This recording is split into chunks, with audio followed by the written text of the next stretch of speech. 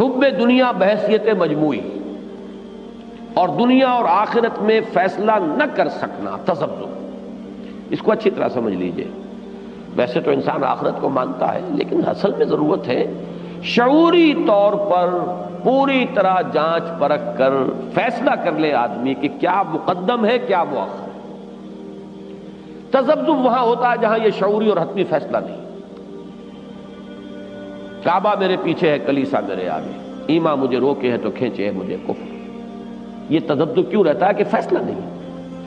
فیصلہ ہو تو ہر مرحلے کے اوپر آدمی، اب ہر مرحلے پر سوچ بچار نہیں ہوگا، وہ تو بالکل ایسے ہی ہے جیسے کہ کنڈیشننگ ہو گئی ہے، جہاں بھی مرحلہ آیا آدمی فوراً طے کر لے گا، جو فیصلہ ہوگا وہ ایثار آخرت کی بنیاد پر ہوگا۔ لفظ ایثار کے لفظی معنی ترجیح دینا، بل تؤثرون الحیات الدنیا، تم دنیا کی زندگی کو ترجیح دیتے ہو، والآخرۃ خیر وابقیٰ، جبکہ آخرت بہتر بھی ہے، باقی رہنے والی۔ کلا بل تحبون العاجلۃ وتذرون الآخرۃ، تم آخرت کو چھوڑ دیتے ہو یا مؤخر کر دیتے ہو، اور تم مقدم کرتے ہو دنیا کو، محبت کرتے ہو دنیا سے۔ اور یہ يُنَبَّأُ الْإِنسَانُ يَوْمَئِذٍ بِمَا قَدَّمَ وَأَخَّرَ، اس میں ایک مفہوم یہ بھی ہے، کس چیز کو مقدم کیا کس کو مؤخر کیا، سارا فیصلہ اسی پر ہے۔ لہذا ان دو آیات میں پہلے اس کی طرف حقیقت جو ہے اس کی کھول دی گئی۔ اعلموا انما الحیات الدنیا لعب ولہو وزینۃ وتفاخر بینکم وتکاثر فی الاموال والاولاد، جان لو دنیا کی زندگی تو بس یہی کچھ ہے کہ ایک عرصہ اس کا نرے کھیل کود میں گزر جاتا ہے، پھر ایک وقت آتا ہے لہون، پھر ذرا تلذذ، سینشول گریٹیفیکیشن، تماش بینی کا عنصر آ جاتا ہے، وزینت، اسی دور میں زینت اور بناؤ سنگھار اور اچھا پہننا اور فیشن کے مطابق ہونا یہ انسان کو دھن سوار ہوتی ہے۔ وتفاخر بینکم، پھر ایک دور آتا ہے کہ فخر کرنا اور ایک دوسرے کے اوپر، اپنے کسی چیز کے اوپر، نسل پر، پیسے پر، دولت پر، حیثیت پر، قومیت پر فخر کرنا۔ وتکاثر فی الاموال والاولاد، اور آخری حصہ اس کا یہ ہے کہ پھر بہتات کی طلب جو ہے، اس کی دوڑ، اس کے اندر مقابلے کے اندر، اسی میں انسان اپنی زندگی بتا دیتا ہے۔ اور جیسا کہ میں نے اس وقت بھی عرض کیا تھا، آخری پارے کی صورت کو یہاں جوڑ لیجئے، الہاکم التکاثر حتی زرتم المقابر، یہ تکاثر غالب تمہیں غافل کیے رکھتا ہے یہاں تک کہ تم قبروں تک جا پہنچتے ہو، اس لیے کہ یہ تو موت تک اس کا پھر کوئی خاتمہ نہیں ہے۔ اس کی ایک مثال دے دی، کمثل غیث، یہ سائیکل چل رہا ہے ہیومن لائف کا، یہ مختلف مراحل اس کی زندگی میں آئیں گے، کہیں آپ اسے روک نہیں سکتے۔ جیسے تم دیکھتے ہو کمثل الغیث، جیسے مثال بارش کی، اعجب الکفار نباتہ، کسان بہت خوش ہوتا ہے، اسے بہت اچھا لگتا ہے جب بارش ہوئی اور فصل اپچی، اوپر ابھری، ثم یہیج، پھر وہ پوری شدت پر پہنچی، فتراہ مصفرا، پھر تم دیکھتے ہو کہ زرد ہو گئی، ثم یکون حطاما، پھر چورا چورا ہو گئی اور پھر پاؤں تلے روندی گئی۔ وفی الآخرۃ عذاب شدید، جیسے یہ سائیکل ہے اینیمل، جیسے پلانٹ کنگڈم کی، ایسے ہی اینیمل کنگڈم ہے اور ایسی میں انسان ہے، اس کی بھی زندگی ہے۔ ہاں آخرت کی زندگی ہے، پھر اس کے لیے کوئی خاتمہ نہیں ہے، وہ ابدی ہے۔ وفی الآخرۃ عذاب شدید ومغفرۃ من اللہ ورضوان، آخرت میں عذاب ہے بہت شدید اور مغفرت ہے اللہ کی جانب سے اور اس کی رضا ہے۔ اب ان میں سے فیصلہ کر لو کدھر جانا۔ یہ فیصلہ ہے اصل شے، اور یہ فیصلہ شعوری ہو۔ یہ نہ ہو کہ کسی نے ایک واز کہا، آپ کے دل میں تھوڑا سا گداس پیدا ہوا، تھوڑا سا ادھر چل دیے، پھر کوئی موقع دنیا کا نظر آیا، نگاہ للچائی، یہ تو بڑا عمدہ موقع ہے، پھر آپ ادھر متوجہ ہو گئے۔ یہ جو ادھر ادھر ڈرفٹ کرنا ہے، ادھر سے ادھر، ادھر سے ادھر، ذرا کہیں خیر کی طرف کوئی تقاضا آ گیا، کوئی 2 قدم ادھر چلے اور 4 قدم پھر ادھر کی طرف آ گئے، تو اس سے تو پھر زندگی جو ہے وہ کسی ایک رخ پر بھی نہیں۔ فیصلہ کرو، ٹیک اے فرم اینڈ کانشس ڈیسیژن، کرنا کیا ہے، جانا کدھر ہے، مطلوب کیا ہے، کون سی اصل منزل ہے، تو یہ طے کرنا جو ہے یہ ہے اصل میں فیصلہ کن۔ وَمَا الْحَيَاةُ الدُّنْيَا إِلَّا مَتَاعُ الْغُرُورِ، اور جان لو دنیا کی زندگی سوائے دھوکے کے سامان کے کچھ نہیں، اگر وہ آخرت سے تمہیں غافل کر دے۔ آخرت منزل ہو، مقصود ہو، پیش نظر ہو، تو پھر دنیا کی زندگی کا ایک ایک لمحہ بہت قیمتی ہے۔ اگر یہ فیصلہ کر لیا تو اب اس کا نتیجہ کیا نکلے گا، سابقوا الی مغفرۃ من ربکم وجنۃ عرضها کعرض السماء والارض، اب دوڑو، ایک دوسرے سے آگے نکلو، بھاگو، آگے سے آگے نکلنے کی کوشش کرو اپنے رب کی مغفرت کے حصول کے لیے اور اس جنت کے لیے جس کا پھیلاؤ آسمانوں اور زمین جتنا ہے۔ یہ آیات متشابہات میں سے شمار ہوگی، اسے ہم اس وقت نہیں سمجھ سکتے۔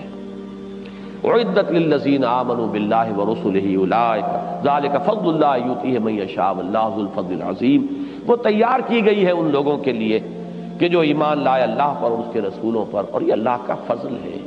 یہ بھی نہ سمجھ بیٹھنا کہ تم محض اپنی محنت اور کوشش سے حاصل کر لو گے۔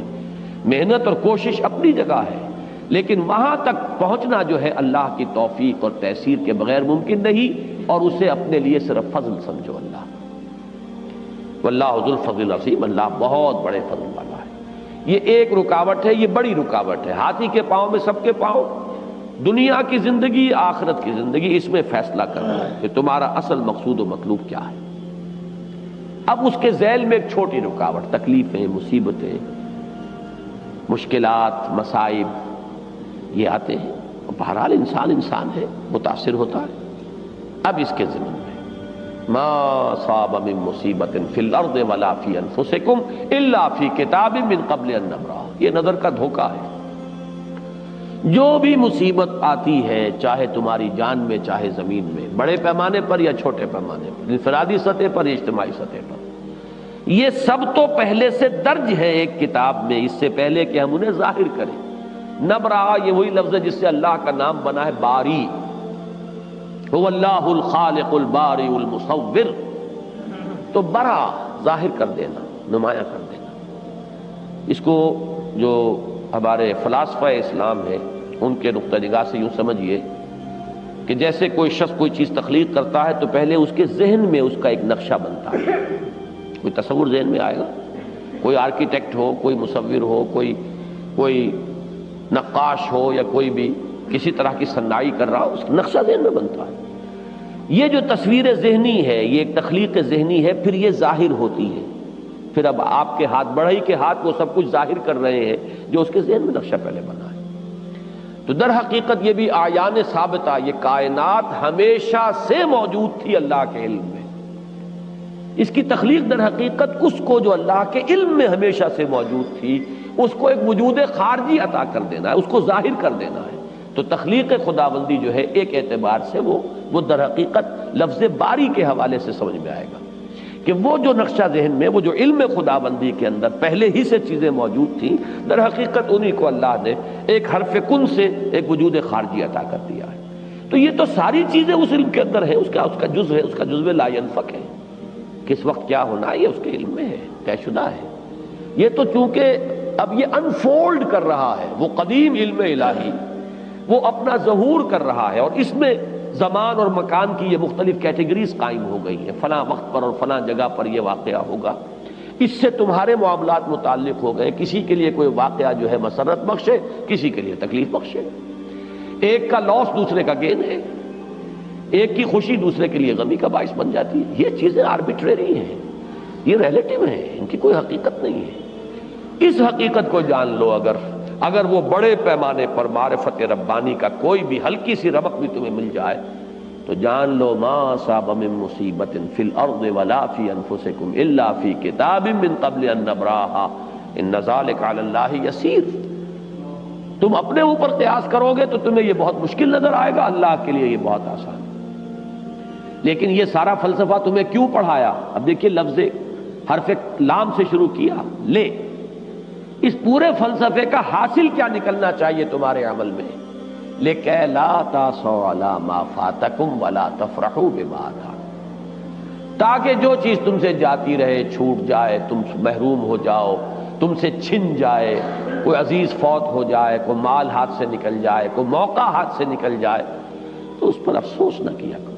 فوری سا وقتی طور پر کوئی احساس یہ اس کے منافی نہیں ہے، وہ بشریت کا تقاضا ہے، وہ غیر اختیاری ہوتا ہے۔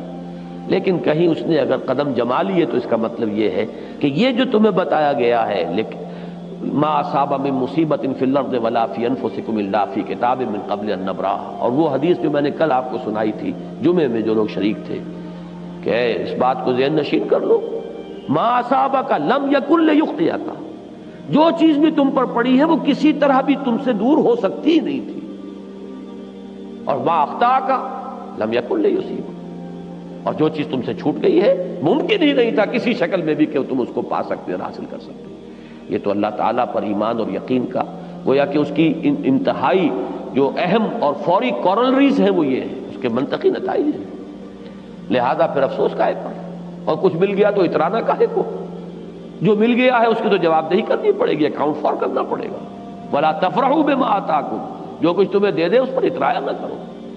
تو یہاں یہ ضرور ہے کہ تعصب میں بھی افسوس کا وہ درجہ ہے کہ جو انسان کے قوا کو منجمد سا کر دے اور شل سا کر دے، اور وَلَا تَفْرَحُوا میں بھی خوشی کا وہ انداز ہے کہ انسان جس کو ہم کہتے ہیں پھولے نہ سمانا۔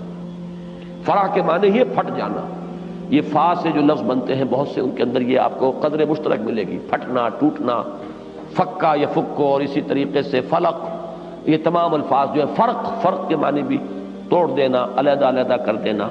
تو فرح وہ ہے جس میں کہ آدمی گویا کہ اسی طریقے فجر ہے، پھٹنا، فنفجرت من حسنتا عشرۃ عینا، اسی طرح کا یہ لفظ ہے فرح۔